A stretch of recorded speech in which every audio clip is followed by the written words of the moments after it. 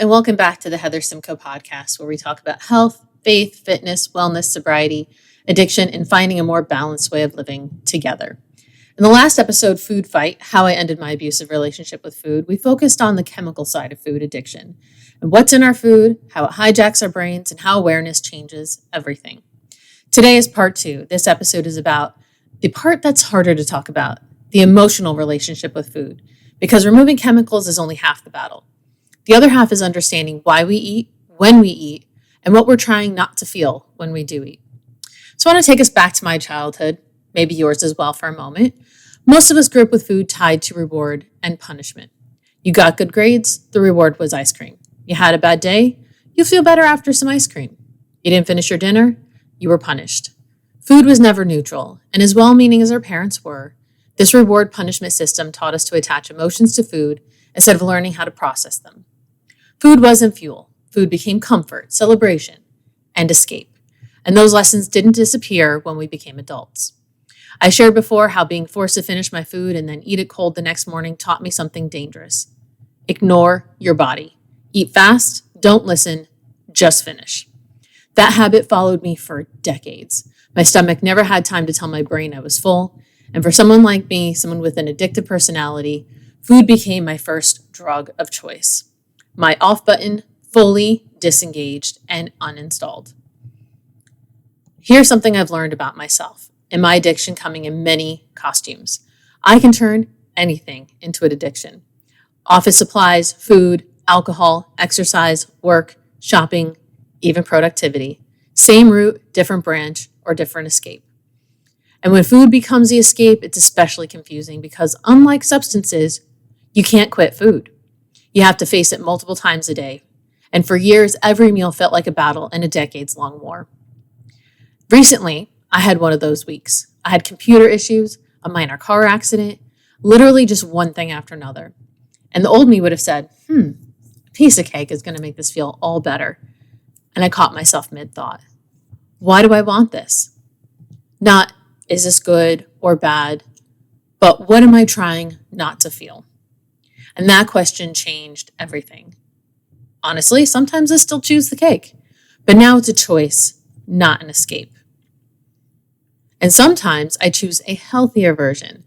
Like this last round, I picked up some dried mango instead, completely without guilt, and that was true freedom. Knowing that I could have gone out and gotten my favorite red velvet cake, which is literally only across the street, and instead went a little further out of my way and picked up a healthier version, still some sugar, but a healthier version of a sugar to help me with those feelings, knowing that I needed it. It was a choice, not being good or bad. And I learned how to feel my feelings. And at first, this is work. Learning how to identify emotions instead of numbing them. I have to ask, am I sad, angry, lonely, tired? Am I overwhelmed or stressed? Am I avoiding something? Am I happy? Am I guilty? Or am I just bored? An emotion that only lasts 90 seconds if you let it pass. But when we escape it, especially me with sugar, food, or a distraction, I end up trapping myself in the cycle, stuck past that fleeting 90 seconds. So I had to learn how to sit with my feelings instead of running from them. That's sobriety, that's recovery, and that's balance. Boring, but reliable. And food is not immoral. This is one of the hardest lessons that I had to find for myself. Food is not good or bad. It is just food is not good or based on what you eat. You are not a better person because you eat kale. You're not a worse person because you eat cookies. Food is neutral. Food is just food. It's just an object. And it's you or myself, definitely myself, that makes it mean something completely different. And so when I moved my morality from food, of feeling good or being bad or feeling bad and trying to feel good, the power over it that it had over me completely disappeared. And so after these decades-long war and battle, the next chapter started of perimenopause and the truth about sugar as it pertained to these wonderful hormonal changes. And here's something that no one prepared me for. As I entered perimenopause, sugar hit very differently. More sugar meant worse symptoms. More sugar equaled worse symptoms. Less refined sugar equaled better balance. I went from night sweats, mood swings, and depression to feeling balanced and relaxed. I couldn't work out a bad diet anymore.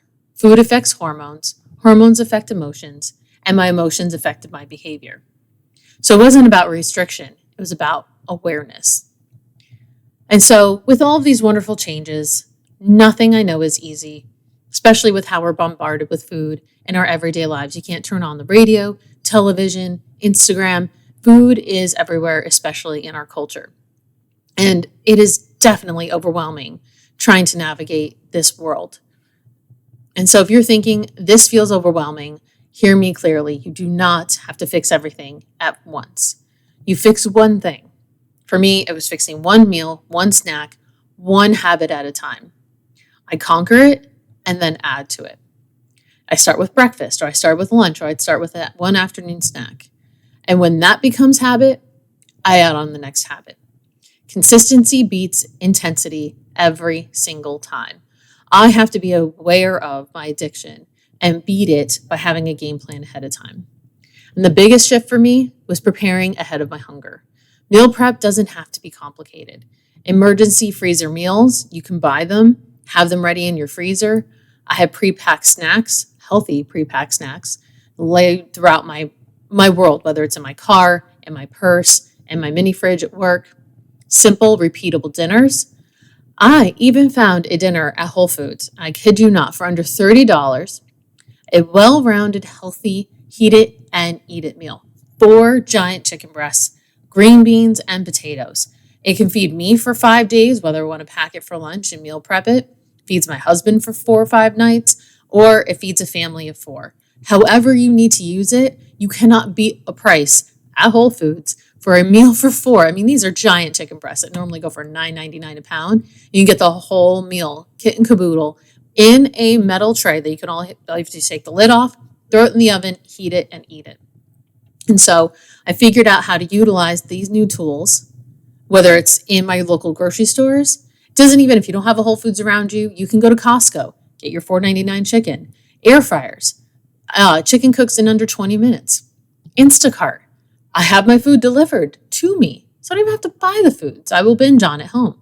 Costco's even on Instacart. I can have everything delivered to me without the temptation of the end caps, the BOGOs, or anything else that I know I'm going to overeat if I put it in my house, especially ice cream. I know that may not be your thing. I love my sugar. Some of you, it's salt. So I figured out my shortcuts and sharing them with you. There are also awesome meal kits that are prepared if you like to cook and you just want to, I know they have them on TV where you can have them delivered to your home.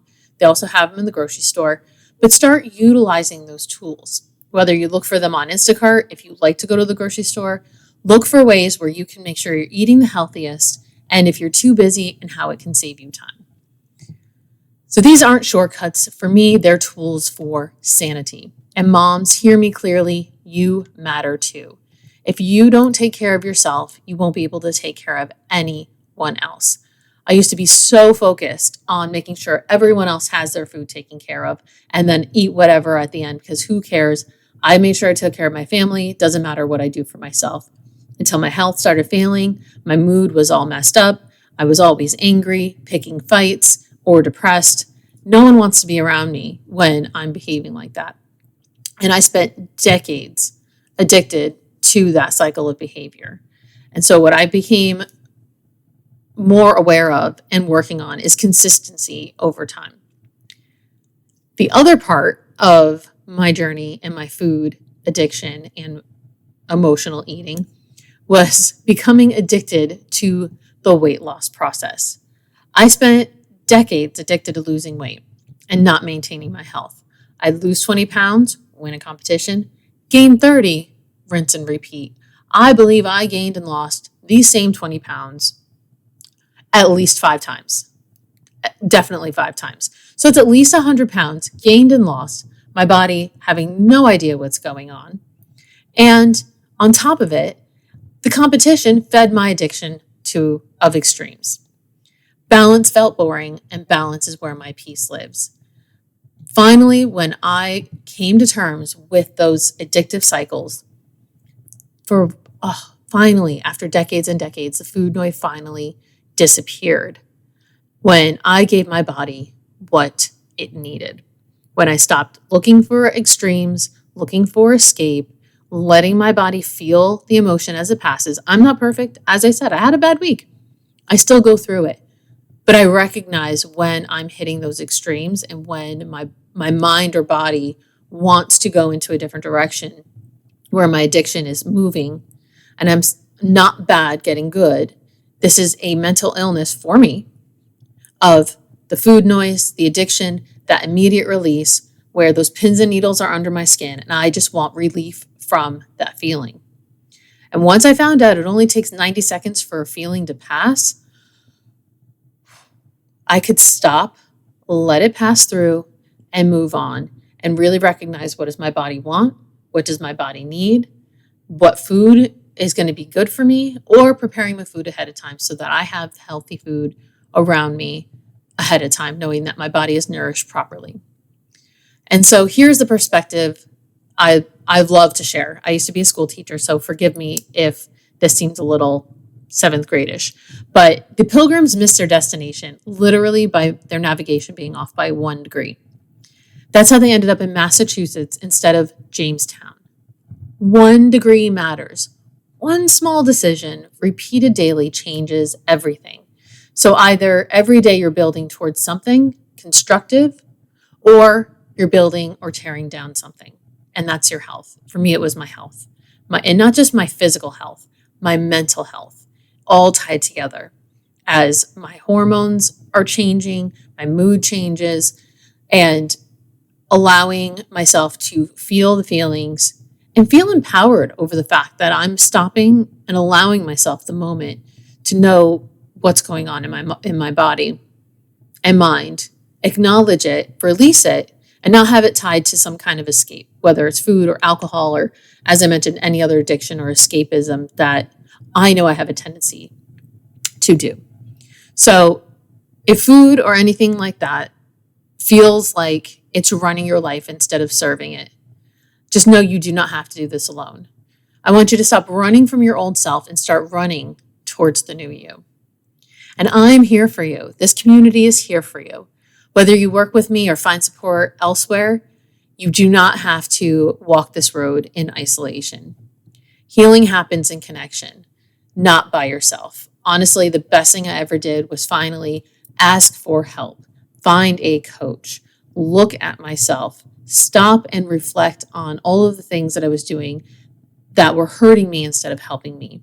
And instead of thinking that I have to pour into everyone else, how do I put the oxygen mask on myself first? Because if I don't, I'm no good to anyone else.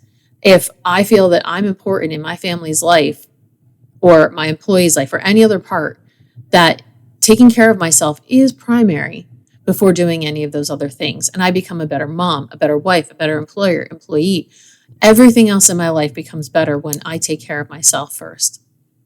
Self-care is not selfish. And I want you to remember, food doesn't own you.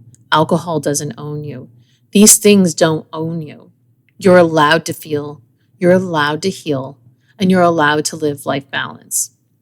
And I want you to know above anything else that God loves you, I love you, and I'm grateful that you're here and that you've listened to this, and I hope you join me again. So please subscribe, stay connected, and let's take this journey together one day at a time.